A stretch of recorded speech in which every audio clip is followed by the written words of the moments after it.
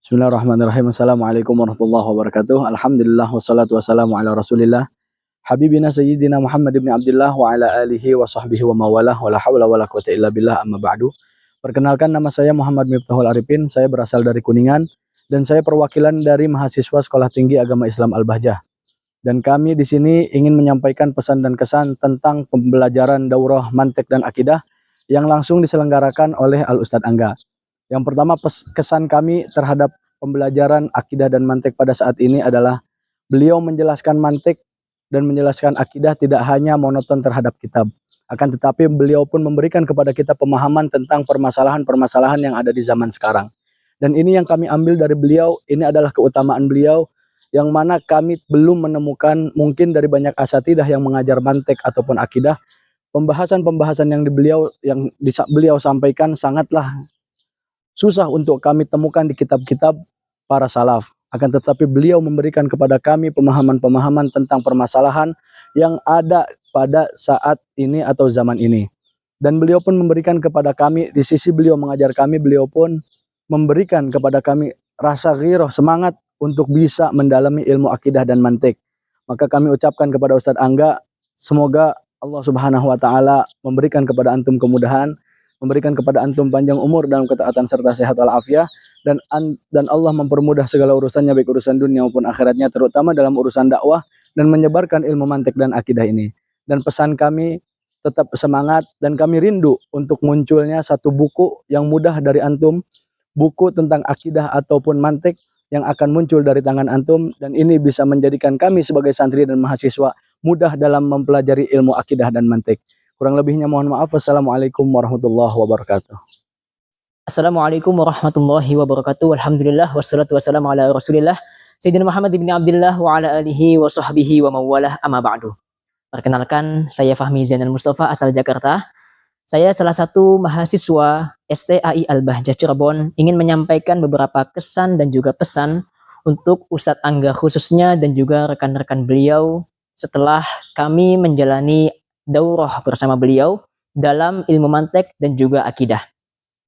Untuk kesannya itu sendiri, kami merasakan suasana belajar yang sangat luar biasa, sangat menarik, karena beliau mengutarakan beberapa permasalahan-permasalahan yang lagi kontemporer, khususnya di zaman kita saat ini. Beliau pandai menggabungkan ilmu akidah dan juga ilmu mantek dan menautkannya dengan permasalahan-permasalahan yang ada pada zaman ini. Sangat menarik sekali. Di samping itu pula, beliau juga tipe pengajar yang sangat friendly kepada siapapun yang belajar dengannya. Para audiens, para mahasiswa, siapapun itu yang belajar dengan beliau, beliau memiliki cara untuk mendekatkan diri beliau kepada para pelajar itu sendiri. Sehingga kami sebagai pelajar, kami yang belajar kepada beliau tidak merasa sungkan ataupun segan-segan untuk bertanya, mengutarakan permasalahan-permasalahan yang kami dapatkan.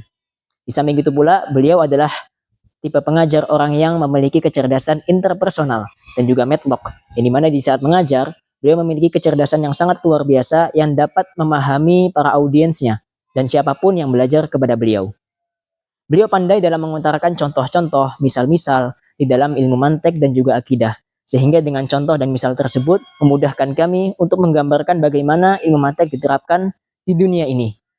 Dan itu juga memicu kami untuk semakin dalam lagi dalam memahami ilmu mantek dan juga akidah. Itu mungkin pesan kami yang dapat kami sampaikan. Adapun untuk pesan untuk beliau dan juga rekan-rekannya, Masya Allah, kami berpesan untuk selalu tetap istiqomah dan terus semangat dalam menyebarkan ilmu mantek dan juga mengajarkannya kepada masyarakat, khususnya kepada thalibul ilmi, baik itu jenjang SMP, SMA, ataupun mahasiswa sekalipun. Dengan cara apapun itu, baik dengan mengajarkannya, dengan membuat majelis, dengan media, disebarkan di YouTube, ataupun dengan sebuah kitab yang akan langsung dikarang oleh Ustadz Angga sendiri, dengan yang dimana di dalamnya itu dengan bahasa Indonesia yang mampu memahamkan para pembaca dalam belajar ilmu mantek dan juga akidah. Kami doakan semoga Ustadz Angga dan juga rekan-rekan beliau dimudahkan dalam segala urusannya, baik urusan dunia maupun akhiratnya, dan khususnya dalam urusan dakwahnya dan juga dalam menyebarkan ilmu mantek dan juga akidah di masyarakat. Mungkin itu saja dan semoga perkumpulan kita dapat menjadi muqaddimah perkumpulan kita kelak di surga bersama baginda Nabi Muhammad SAW. Syukran, wabillahi taufiq wal hidayah. Wassalamualaikum warahmatullahi wabarakatuh. Bismillahirrahmanirrahim. Assalamualaikum warahmatullahi taala wabarakatuh. Alhamdulillahi rabbil alamin wa sallallahu ala sayyidina Muhammadin wa ala alihi wa sahbihi wasallam, amma ba'du. Kali ini saya mau berkisah saja dulu. Jadi kita libur tentang Imad ya. Yang mana sebetulnya cerita tentang Imad kemudian nasab itu maksudnya memang hanya menyeimbangkan opini atau menyeimbangkan informasi begitu. Ya karena algoritma YouTube itu begitu. Saya ini ada beberapa penyesalan ya, dalam pengertian bahwa banyak ahlus sunnah wal jamaah yang tulen itu, yang asy'ariyah maturidiyah yang tulen itu tidak mau terjun ke dunia media, ke dunia YouTube. Jadi pada akhirnya narasi kita itu tenggelam ya. Ini kita lepaskan dulu lah, terlepas dari siapa yang benar siapa yang salah begitu. Terlepas dari situ dulu. Ya algoritma YouTube bermainnya seperti itu. Narasi apa yang keluar, tema apa yang dimainkan di situ. Kemudian nanti ada engagement di situ, engagementnya makin besar, maka temanya semakin naik, niche-nya semakin luas. Yang mana kalau misalkan kita melihat sekarang masifnya masalah nasab, masifnya PUILS begitu. Karena memang mereka itu paham betul bagaimana menggunakan media sosial untuk mengangkat agenda mereka. Padahal ya di dunia nyata itu tidak terlalu urgent juga sama sekali begitu. Dan memang energi kita jadi terkuras ke situ. Nah makanya lah kita istirahat dulu begitu ya, minimalnya dalam video kali ini, entah besok atau lusa. Jadi agak disayangkan juga kalau misalkan energi kita itu tersedot ke situ, karena itu memang perkara yang sudah jelas-jelas salah, dia itu hanyalah propaganda yang mana tidak ada kebenaran di dalamnya sama sekali. Nah, jadi selama 3 hari itu ya, alhamdulillah saya berkesempatan untuk mengadakan daurah mantik dan akidah di Staiba, Sekolah Tinggi Agama Islam Al-Bahjah. Itu posisinya ada di Kuningan, cuma dia dari Cirebon, dari Al-Bahjah pusat itu dekat lah, sekitar 15 atau sampai 20 menitan. Nah, jadi kisahnya itu pertama saya dihubungi oleh Abuya mungkin sekitar hampir 1 bulan yang lalu. Nggak sampai sih 1 bulan itu ya, 3 mingguan yang lalu lah, itu dihubungi oleh Buya Yahya, alhamdulillah. Kemudian ngobrol dan terjadilah agenda untuk mengadakan daurah mantik dan ilmu kalam. Itu untuk mahasiswa. Nah, sudah terjadi itu daurahnya kemarin hari malam Sabtu sebentar. Sabtu malam itu pembukaan. Jadi memang nggak lama sih ya, Sabtu malam, 3 malam itu, Sabtu malam, kemudian Ahad malam sampai Senin malam. Jadi Selasa siangnya saya sudah pulang lagi ke Garut. Alhamdulillah itu dalam keadaan rejuvenated itu ya, dalam keadaan senang sekali hati ini. Kenapa? Karena ternyata Abu Yahya itu luar biasa di dalam mendidik anak-anak itu, di dalam mendidik santrinya, di dalam mendidik mahasiswanya. Itu saya rasa ini adalah revolusi di dalam pendidikan kepesantrenan.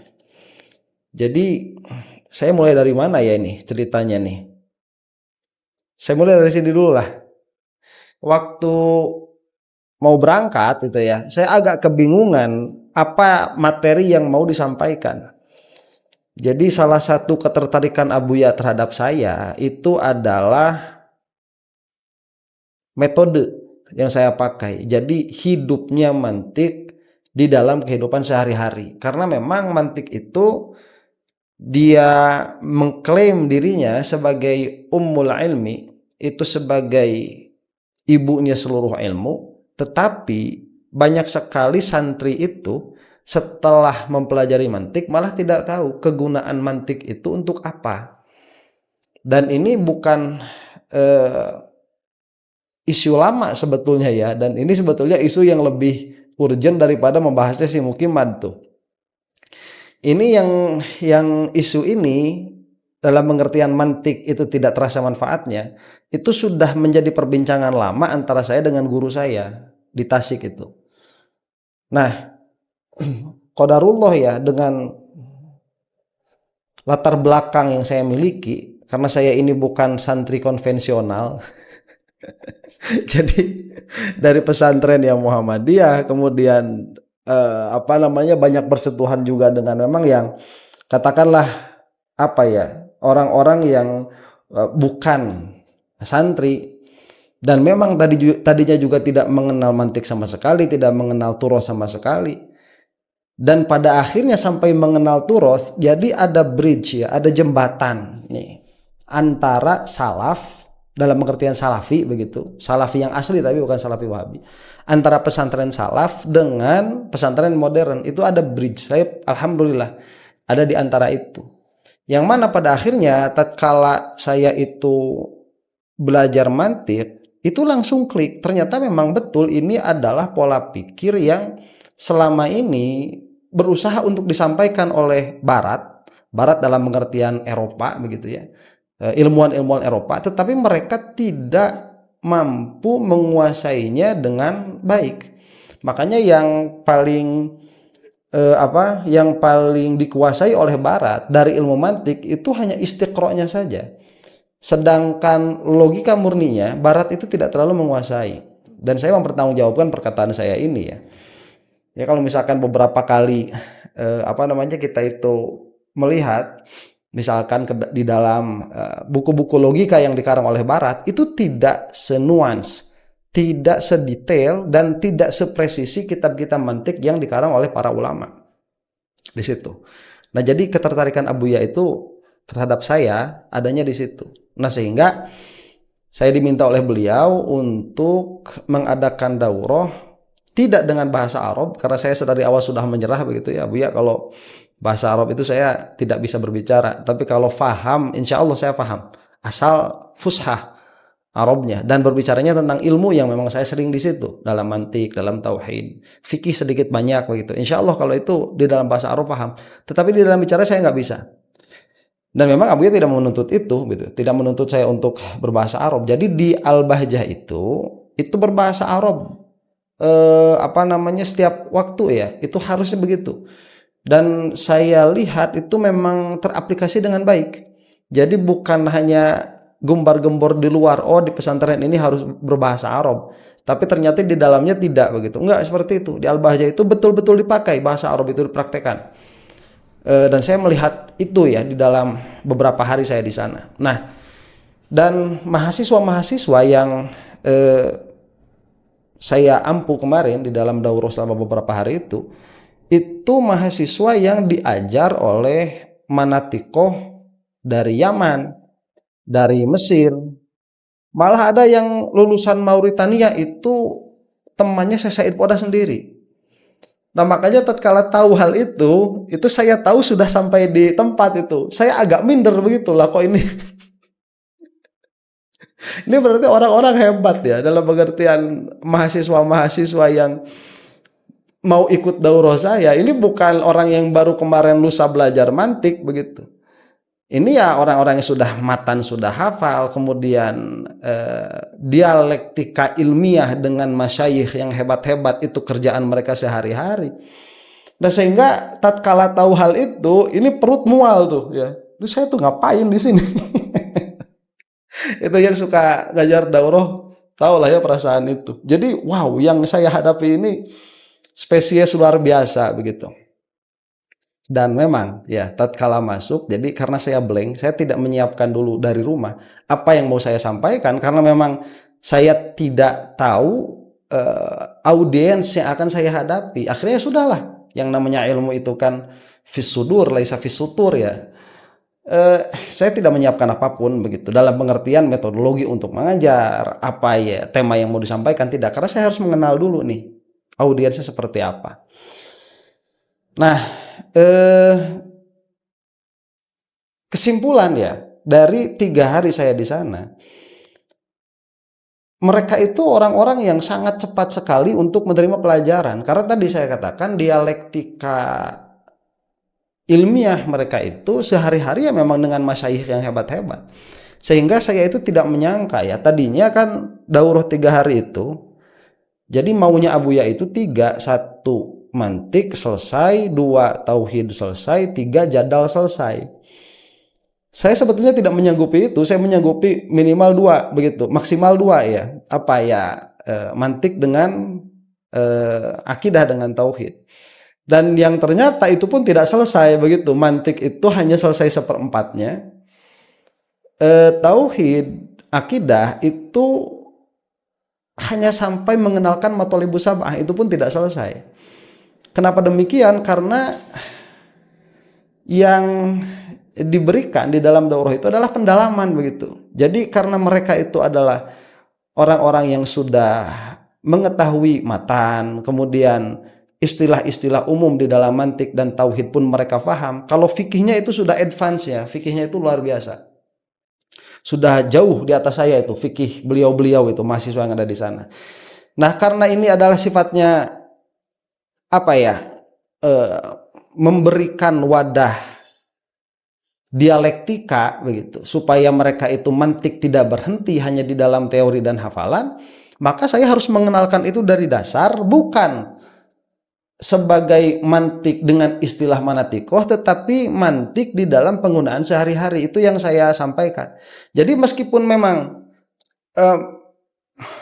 apa ya, kalau secara cuman baca matan begitu ya, kita misalkan baca nazom nih jelaskan, baca nazom jelaskan, itu selesai mantik di hari pertama itu sudah selesai. Kemudian misalkan akidah cuman kita baca sarah muqaddimat begitu ya, matan kita jelaskan sedikit-sedikit, itu 1 hari selesai. Cuman yang dibutuhkan itu memang bukan itu. Yang dibutuhkan itu aplikasi tadi.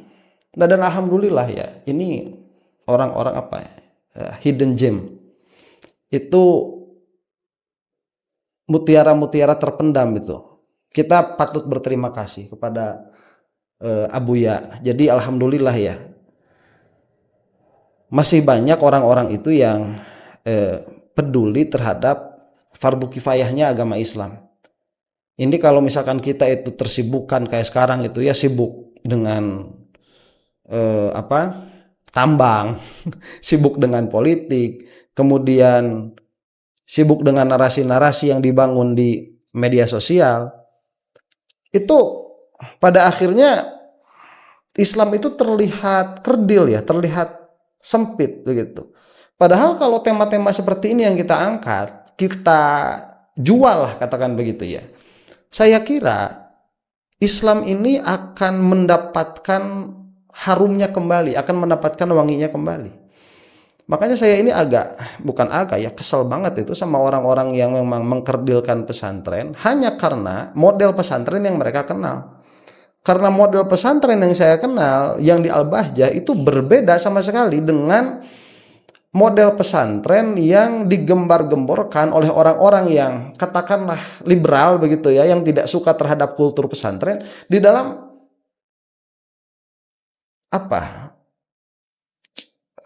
memberikan stigma terhadap pesantren. Itu jauh sekali ya, tidak sama.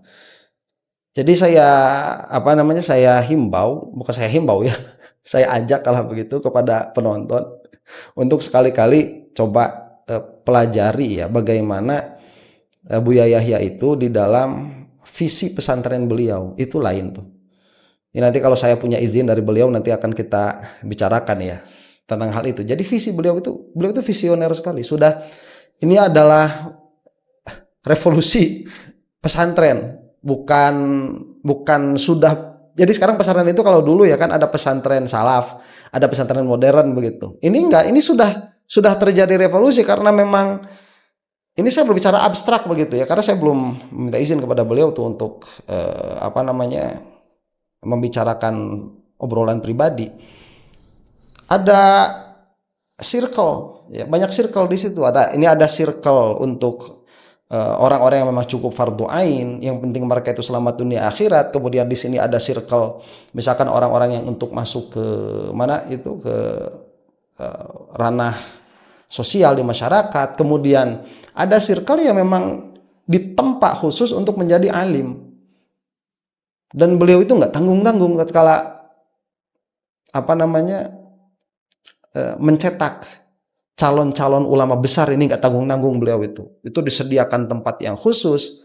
Kemudian dengan pelajar-pelajar yang nggak tanggung-tanggung, itu pensyarah Yaqutun Nafis ya Muqnisul Jalis itu sama beliau diambil tuh ke Al-Bahjah untuk mengajar di Al-Bahjah itu. Dan salah satu yang diambil oleh beliau juga ya temannya Syekh Said Fodah, itu yang lulusan Mauritania. Subhanallah. Jadi ala kulli hal ada kebanggaan ya, mau kalian sebut sombong mau apa terserah, karena sekali lagi saya itu manatiqoh, saya tidak terlalu tidak terlalu mementingkan narasi, kemudian tidak terlalu mementingkan perasaan juga.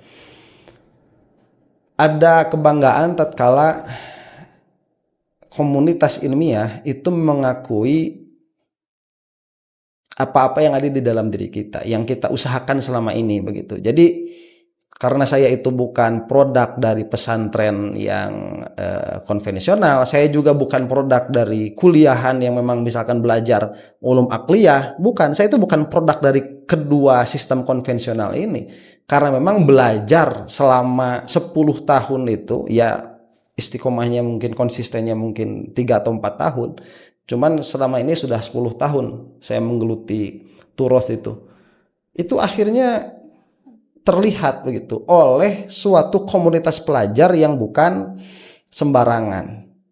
Jadi saya katakan kepada para mahasiswa yang ada di Staiba, kalian itu adalah orang-orang pilihan luar biasa.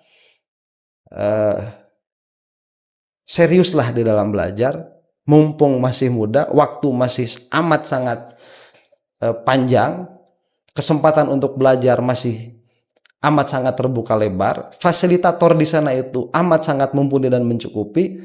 Belajarlah dengan giat, jangan dulu memikirkan perkara-perkara yang lain.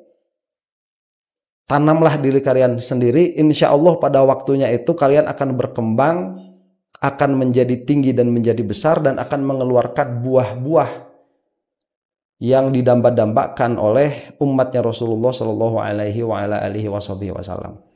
Dan saya punya cita-cita begitu dari apa yang sudah terjadi kemarin, karena ternyata tatkala kita mensinergikan dakwah itu akan berdampak amat sangat luas, amat sangat besar. Saya punya cita-cita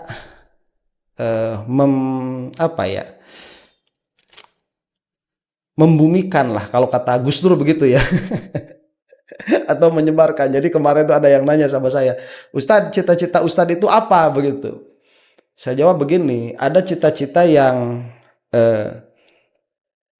bisa saya bagikan di kamera, ada cita-cita yang tidak bisa saya bagikan di kamera. Kenapa? Karena saya takut istri saya nonton. Nah itu jangan dianggap guyon ya. Nah cita-cita saya itu husnul khotimah sudah. Itu sudah cita-cita. Ya, kalau itu mau besok mau lusa kita kan harus sudah siap begitu. Nah, cita-cita dalam pengertian untuk kemaslahatan akhirat kita sebagai bekal begitu ya untuk ke sana. Dan kemaslahatan dunia sebagai ladang bagi baiknya akhirat, saya itu menginginkan ilmu mantik itu menyebar, dan ilmu akidah itu, ilmu tauhid itu menyebar. Jadi kalau teman-teman itu pernah nonton film yang judulnya apa ya, Shaolin Soccer itu yang mainnya si Stephen Chow ya, itu kan kocak orang tuh. Di akhir itu kan si Stephen Chow menjadikan sepak bola itu menjadi apa ya, alat untuk promosi kungfu, yang mana di scene akhirnya itu semua satu kota itu bermain kungfu semua. Jadi di depan kantor ada kumpulan kungfu, di lapangan pun begitu, orang sebelum berangkat kerja kungfu dulu. Itu hasil dari kungfu dimasukkan ke dalam sepak bola begitu, yang mana pada akhirnya menjadi menyebar. Jadi tidak ada hari tanpa kungfu. Nah, yang saya inginkan, itu cita-cita saya tuh ingin mantik seperti itu. Jadi yang dibicarakan itu mantik, yang dibicarakan itu akidah, ya ilmu kalam, itu menjadi pembicaraan sehari-hari yang menyebar begitu. Daripada ngobrolin si Imad, karena kalau misalkan kamu itu memiliki pola pikir yang ajak, si Imad itu subhat-subhat seperti itu sudah tidak akan masuk. Tidak akan masuk sama sekali. Subhat-subhatnya orientalis itu tidak akan masuk. Sains bodong itu nggak bakalan masuk. Saya ini di antara perkara-perkara yang suka dianggap kampungan oleh orang-orang, dikiranya saya nggak tahu sains itu. Saya tahu, cuman mereka itu menerima sains sebagai dogma. Saya menerima sains itu sebagai hasil dari pola pikir. Makanya saya tahu mana yang qot'i, mana yang zonni begitu, dari hasil scientific itu. Kita tahu, dan tidak banyak orang tahu hal itu. Kenapa? Karena memang pola pikirnya mereka tidak punya begitu. Nah, jadi itu, kalau misalkan ini sudah menjadi obrolan sehari-hari, seperti kita membicarakan politik begitu ya. Ini kan kalau misalkan kita sekarang aja mantik dikeluarkan, berapa orang sih yang punya interest terhadap mantik? Itu kan nggak banyak. Tapi kalau misalkan kita ngobrolin mukiman, rame begitu. Nah, itu tidak ideal ya. Idealnya itu mantik dia dikembalikan menjadi, memang kita itu hayawanun natiq, hewan yang berpikir itu adalah esensi kita yang membedakan kita dengan hayawan yang lain. Dan kemudian berpikir itu harus ada pola pikirnya, harus ada aturannya. Nah, ini yang orang nggak tahu. Berpikir bebas itu maksudnya bebas dari hawa nafsu, memakai dan bebas dari kesalahan-kesalahan, memakai kaidah-kaidah yang tepat. Nah, tidak banyak orang yang mana mereka itu bisa memakai kaidah-kaidah yang tepat di dalam berpikir. Jadi orang mikir tapi nggak tahu pola pikir yang benar. Nah, ini yang mengakibatkan banyak sekali kesalahan, dan kalau misalkan kesalahan itu keluar dari orang yang dianggap alim, itu akan celaka. Nah, itulah ya, mudah-mudahan dakwah ini semakin meluas lagi, semakin melebar lagi, dan saya sudah ada daurah mantik yang khusus di dalam channel saya, atau nanti insya Allah kita sedang membuat tim untuk melebarkan mantik ini ke beberapa kota, insya Allah. Itu nanti kita akan mulai dari Garut dulu ya, dari kota saya. Kita akan testing the water, bagaimana respons masyarakat umum terhadap ilmu mantik dan ilmu kalam. Itu insya Allah yang akan kita kerjakan. Jadi saya mohon doanya dari yang menonton semua, kebaikan untuk dakwah Asy'ariyah Maturidiyah, baik di dalam hasil dari apa-apa yang mereka keluarkan, yang kita keluarkan dalam pengertian natijah dari berpikir atau cara berpikirnya itu sendiri. Karena semua permasalahan itu berakar asalnya dari kesalahan berpikir. Demikian, wallahu taala a'lam bissawab. Kita doakan mudah-mudahan Abu Yahya lancar semua urusannya, dimudahkan oleh Allah Subhanahu wa taala, digapaikan cita-citanya, dan semua asatidz kita termasuk Ustaz Abdul Somad, termasuk Ustaz Nuruddin, semuanya itu yang Asy'ariyah Maturidiyah yang memang menjadi tombak bagi Ahlus Sunnah wal Jamaah, sebagaimana Ahlus Sunnah wal Jamaah itu mudah-mudahan dimudahkan dakwahnya oleh Allah Subhanahu wa taala. Assalamualaikum warahmatullahi taala wabarakatuh.